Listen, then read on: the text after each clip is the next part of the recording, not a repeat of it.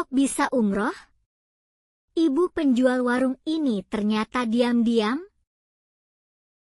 Dia bukan artis, bukan orang kaya. Hanya penjual warung kecil. Tapi, namanya tiba-tiba terdaftar sebagai tamu Allah. Umroh bersama anaknya. Tanpa pinjaman, tanpa sponsor. Hanya satu rahasia kecil yang diam-diam ia lakukan bertahun-tahun. Malam itu, usai prosesi umroh, Bu Yati duduk santai di lantai di depan tempat tidur kamar hotel bersama anaknya dan tetangganya yang juga teman umroh. Kamar yang nyaman, juga penuh tawa dan syukur. Mereka duduk saling berbagi cerita, sampai percakapan itu tiba-tiba berubah menjadi pelajaran hidup. Teman umroh yang juga tetangga Bu Yati, dengan rasa penasaran bertanya rahasia yang menyebabkan Allah panggil Bu Yati ke Tanah Suci. Karena dia tahu, Bu Yati hanya jualan di warung kecilnya, yang hasilnya hanya bisa mencukupi kebutuhan sehari-hari. Bu Yati, saya senang banget bisa umroh bareng Ibu, tapi saya percaya, setiap orang yang Allah undang ke sini, pasti ada sesuatu yang bikin Allah panggil. Boleh tahu, apa rahasia Ibu? Bu Yati dengan senyum tenang. Di dalam hatinya, dia juga hampir tidak percaya.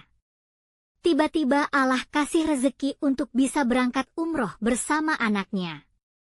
Tapi, memang sudah bertahun-tahun ini dia selalu berusaha menyisihkan rezekinya untuk bersedekah. Tidak banyak tapi rutin setiap hari.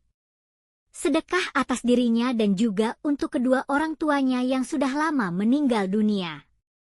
Sedekah yang tiada siapapun yang tahu. Hanya dia dan Allah yang menjadi saksi. Saya ini cuma jualan di warung kecil, Bu. Anak saya juga cuma jualan kue depan rumah. Tapi tiap kali ada reki, saya sisihkan sedikit buat sedekah. Gak banyak, dan selalu saya rahasiakan. Saya niatkan buat ayah dan ibu saya yang sudah meninggal. Saya lakukan setiap hari. Ini hanya saya yang tahu dan Allah yang menjadi saksinya. Temannya menatap Bu Yati dengan tatapan penuh makna. Dia setuju. Karena dia pun diundang Allah bukan karena dia orang yang kaya, tapi karena rahmat Allah yang maha luas. Saya percaya, yang bisa berangkat umroh itu bukan cuma yang punya banyak uang, tapi biasanya ada sesuatu yang bikin Allah mengundang untuk datang ke dua kota sucinya. Dan sekarang saya tahu, mungkin itu karena sedekah yang Ibu lakukan secara diam-diam. Doa yang diam. Sedekah yang tersembunyi.